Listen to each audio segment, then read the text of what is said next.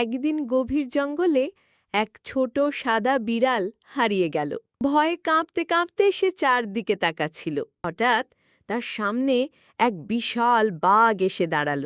বিড়াল কাঁপা গলায় বলল, আমাকে খেও না প্লিজ, আমি শুধু পথ হারিয়েছি।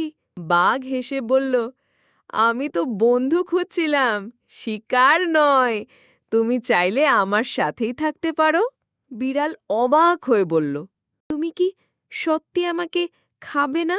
বাঘ মাথা নাড়ল আর বলল, বন্ধুত্ব খাওয়ার চেয়ে অনেক মজার।